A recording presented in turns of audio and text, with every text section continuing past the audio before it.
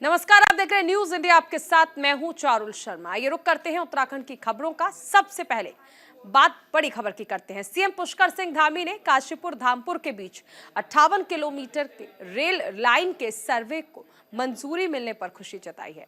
इस सर्वे के लिए सीएम ने केंद्रीय रेल मंत्री से अनुरोध किया था। इस मंजूरी पर सीएम ने प्रधानमंत्री मोदी और केंद्रीय रेल मंत्री का आभार व्यक्त किया। सीएम ने कहा कि आने वाले वर्षों में इस रेल लाइन से निर्माण से कुमाऊं क्षेत्र के यात्रियों को आवागमन में सुविधा होगी और पर्यटकों को भी आने जाने में सुविधा होगी।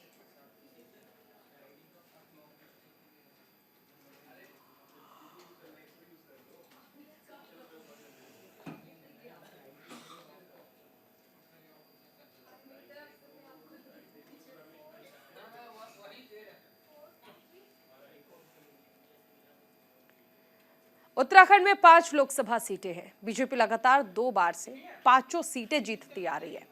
इस बार बीजेपी हैट्रिक लगाने की तैयारियां कर रही है और इसी के साथ प्रत्याशियों के चयन को लेकर भी माथापच्ची चल रही है। इसी कड़ी में बीजेपी प्रदेश चुनाव संचालन समिति ने सभी 5 लोकसभा सीटों के लिए 55 दावेदारों के नाम केंद्रीय नेतृत्व को भेज दिए हैं।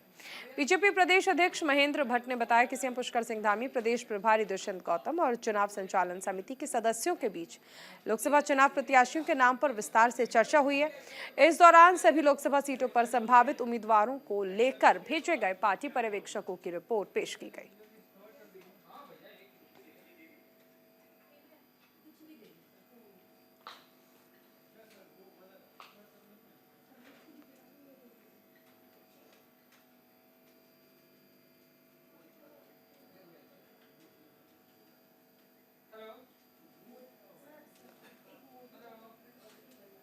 तो बीजेपी चुनाव समिति ने उम्मीदवारों का नाम भेज दिया है। 5 लोकसभा सीट के लिए 55 उम्मीदवार मैदान में हैं। अब देखिए, स्थिति जो है वो ऐसी है कि बीजेपी ये जरूर चाहेगी कि हैट्रिक लग जाए, लेकिन 5 सीटों के लिए 55 उम्मीदवार जब चुनावी मैदान में हो तो जाहिर सी बात है मुश्किलें भी हैं और यहां पर स्थिति गंभीर होती नजर आ रही है। अब चुनाव समिति को नाम भेज दिए गए हैं। अनुज अवस्थी हमारे साथ जुड़ गए हैं। अनुज से बातचीत करते हैं। अनुज, देखिए, चुनाव समिति ने कहा जा सकता है कि जो नाम है वो भेज दिए गए हैं, लेकिन 5 सीट और 55 उम्मीदवार।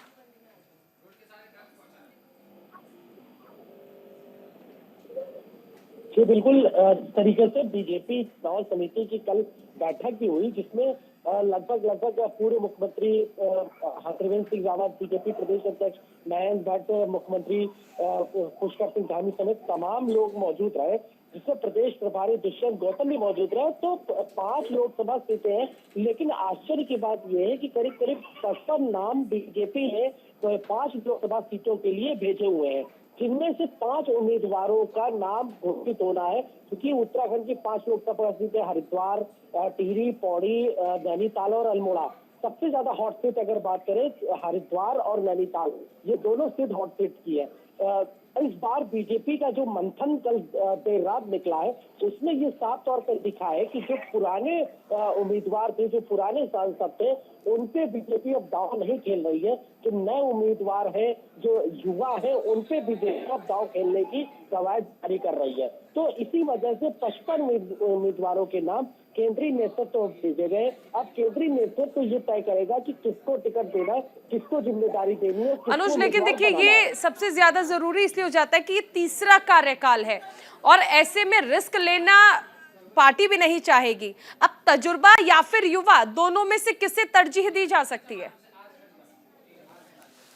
बिल्कुल, कल जिस तरीके से मंथन जारी हुआ, बीजेपी जो चुनाव प्रभारी है यहाँ पे दुष्यंत गौतम, उनसे भी जो इस मामले में बातचीत करी गई, तो उनका भी इस बात को लेकर के कहना है कि हम युवा को तर्क देते हैं और साथ ही साथ जो अनुभव से हो, जो कि पार्टी लगातार देख रहे हैं।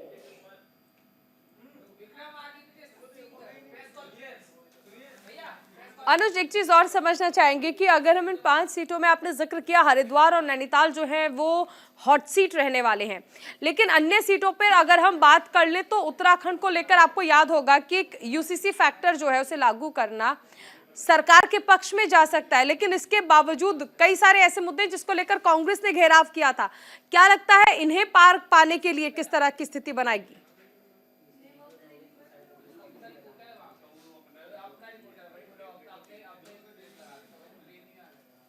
चलिए, शुक्रिया अनुज इस तमाम जानकारी के लिए। अब रुकेंगे एक छोटे से ब्रेक के लिए, आप बने रहिए न्यूज़ इंडिया के साथ।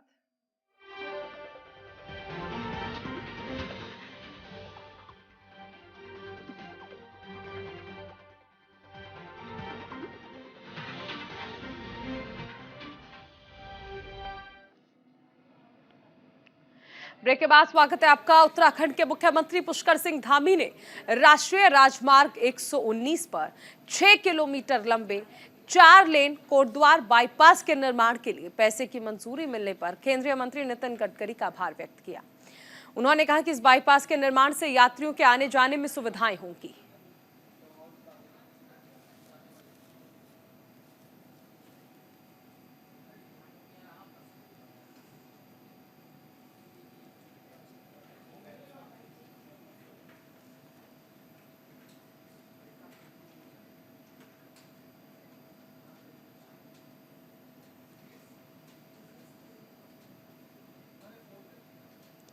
हिमाचल प्रदेश के विधायक विक्रमादित्य इस वक्त क्या कह रहे हैं वो सुनाते हैं आपको। Relationship with the people of Himachal Pradesh, और वो किसी पद से नहीं आता है, वो एक विश्वास लोगों के साथ होता है। मगर जिस तरीके की व्यवस्था पिछले 1 साल के अंदर सरकार के अंदर रही है, उसमें जो घटनाक्रम हुए हैं, जो विधायकों के साथ कहीं ना कहीं अनदेखी हुई है, कहीं ना कहीं जो विधायकों की आवाज को दबाने की कोशिश की गई है, आज उसका परिणाम है कि हम इस कगार के ऊपर जो है वो खड़े हुए हैं। प्रदेश के अंदर जो फिस्कल मिसमैनेजमेंट हुई है वो हमारे सामने है, जो गवर्नेंस सरकार की रही है वो हमारे सामने है। लगातार इन विषयों को पार्टी हाईकमान के समक्ष भी उठाया गया है, लगातार इन विषयों को जो है वो हमारे पार्टी के और जो नेतृत्व है उनके समक्ष भी उठाया गया है, मगर उसका कोई भी सरोकार आज तक जो है वो जिस तरीके से लेना चाहिए था वो नहीं लिया गया है। और मुझे लगता है कि उसकी वजह से आज हम इस परिस्थिति के ऊपर आकर खड़े हुए हैं, और उसकी वजह से ये चीज़ें आज जो भी परिस्थितियां आज बनी हैं, क्योंकि अभी हम एक बहुत ही क्रिटिकल जंक्चर के ऊपर है। यहाँ से आगे कैसे हम आगे बढ़ेंगे वो तो समय ही उस चीज़ को बताएगा, मगर I have always believed in calling a spade, और इन चीज़ों को हमने जहाँ जहाँ हो सकता है हमने उठाया है। But because I am a disciplined member of the party, I understand and I know where to draw the line, इसलिए मैंने जितना बात करनी थी उतनी ही बात हमेशा करी है। मगर ये भी सत्य है कि प्रदेश में जो हमारे युवा है, प्रदेश में जो हमारे नौजवान साथी हैं, जिन्होंने इस सरकार को बनाने के लिए एक बहुत ही महत्वपूर्ण योगदान चुनावों के समय में दिया, are we able to meet their expectations? मैंने प्रदेश के करीबन आधे इलाके में प्रदेश के जाकर लोगों के साथ जो है वो समर्थन युवाओं का प्राप्त किया। बहुत से ऐसे इश्यूज थे, हमको मैं धन्यवाद करना चाहता हूं पार्टी हाईकमान ने, जिन्होंने हमको रिस्पॉन्सिबिलिटी दी कि हम प्रदेश के क्षेत्रों में जाए, अलग अलग इलाकों में जाए, और हमने रोजगार की बात है या ये बात है वो बातें हैं, उन चीज़ों के ऊपर बात करी, and people wholeheartedly, the youth wholeheartedly supported us. But are we in a position to fulfill our promises for the youth of the state? That is a question that needs to be thought about, that needs to be anticipated upon, and that needs to be duly deliberated and discussed.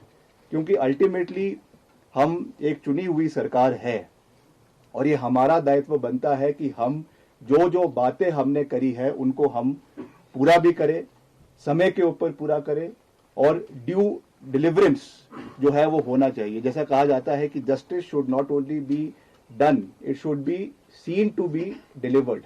The same case is with governance also. केवल ये कहना कि हमने किया है वो महत्वपूर्ण नहीं है। महत्वपूर्ण ये है कि लास्ट मैन स्टैंडिंग, खास करके युवाओं को ये एहसास होना चाहिए कि the government and the party and the जो सरकार है वो उनके साथ खड़ी है। मगर जिस तरीके से ये घटनाक्रम हुए हैं वो दुर्भाग्यपूर्ण है, जिसकी वजह से ये सब चीजें देखने को मिली है हमको प्रदेश के अंदर। And I am deeply hurt by all these things that have transpired. मैंने हमेशा लीडरशिप का सम्मान किया है, मुख्यमंत्री जी का सम्मान किया है और हमेशा एक ड्यू डिसिप्लिन के साथ सरकार को चलाने का अपना पूरा योगदान दिया है। मैं आज यहाँ पे आके कोई बड़ाई नहीं कर रहा हूँ, but I can tell you with 100% conviction that in the last 1 year as a minister in the Congress government, whether it was as PWD minister, earlier as sports minister and now as UD minister, जितना हमसे हो सका इस एक साल के कार्यकाल में हमने पूरी मजबूती से सरकार का समर्थन किया है और जो भी काम हमसे हो सका under the leadership of the honourable chief minister, उसको हमने पूरी मजबूती से काम करने का प्रयास प्रदेश के अंदर किया है। मैं ये नहीं कह रहा हूं कि हम 100% उस चीज में तो अपनी ही सरकार पर सवाल उठा रहे थे हिमाचल के मंत्री विक्रमादित्य। खबरों का सिलसिला जारी रहेगा, एक छोटे से ब्रेक के लिए रुकेंगे, आप बने रहिए न्यूज़ इंडिया के साथ।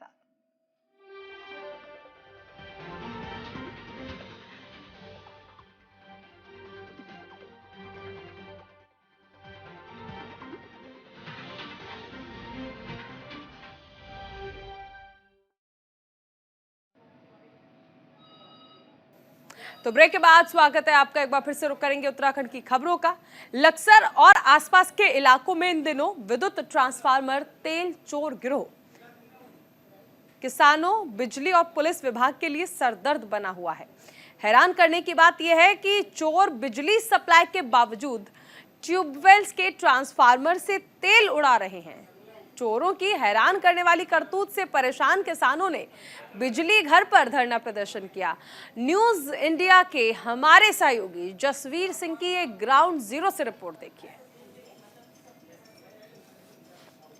हरिद्वार देहात क्षेत्र में चोरी के नए नए मामले सामने आ रहे हैं और हैरान करने वाली बात तो यह है कि बिजली जिससे दूर दूर तक करंट फैलने का डर रहता है, उसी के ट्रांसफार्मर का तेल चोरी किया जाना एक हैरत अंगेज कारनामे सामने आ रहे हैं। तकरीबन 100 से अधिक ट्रांसफार्मरों का तेल चोरी किए जाने के मामले एक वर्ष के भीतर सामने आए हैं। अभी 8 ट्रांसफार्मर के मामले को लेकर के, चोरी के मामले को लेकर के आज भारतीय किसान यूनियन तोमर गुट ने बिजली घर पर धरना भी दिया है। बात कर लेते हैं कि किस तरह के मामले हैं और किसानों को इससे क्या दिक्कतें हो रही हैं। विकास वालिया जो गढ़वाल मंडल अध्यक्ष हैं, क्या कितने ट्रांसफार्मर का तेल चोरी हुआ अभी तक और ये किस तरह चोरी हो जाता है? देखिए भाई साहब, ये तो विद्युत विभाग ही बेहतर बता सकता है, क्योंकि चलती लाइनों से तेल चोरी होना ये अपने आप में एक बहुत ही गंभीर विषय है, सोचनीय पहलू है।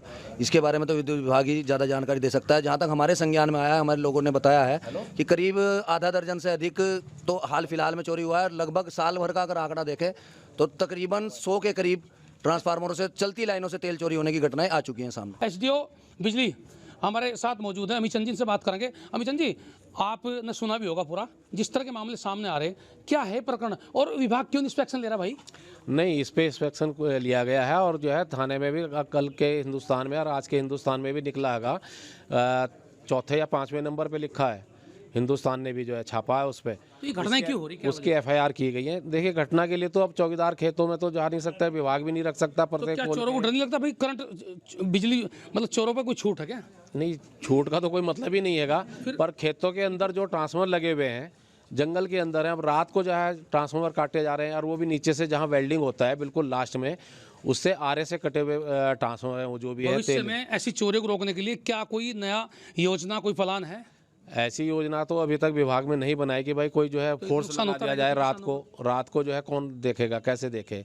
अब इतने सिर्फ जांच, मतलब पुलिस इसमें कार्रवाई करेगी? पुलिस ही कार्रवाई। ये कह रहे हैं कि पुलिस कार्रवाई करेगी, कोई ऐसा प्लान, कोई योजना नहीं है। लेकिन किसान परेशान है, हैरान है और दुखी होकर के आज धरने पर बैठ गए। आप देख सकते हैं तस्वीरों में, ये वो तमाम किसान हैं जिनके खेतों में लगे ट्रांसफार्मरों का तेल चोरों ने चुरा लिया है। और हैरान करने वाली बात है कि भाई चलती लाइन, बिजली आपूर्ति होने के बावजूद किस तरह वो चुराते हैं, इतने बड़े खतरे में कैसे चोरी कर पाते हैं, ये बड़ा सवाल है। कब तक कार्रवाई होगी, कब तक चोरियां रुकेंगी, ये और बड़ा सवाल है। जसवीर सिंह, न्यूज़ इंडिया, हरिद्वार देहात क्षेत्र। और इसी के साथ इस बुलेटिन में फिलहाल इतना ही। आप बने रहिए न्यूज़ इंडिया के साथ।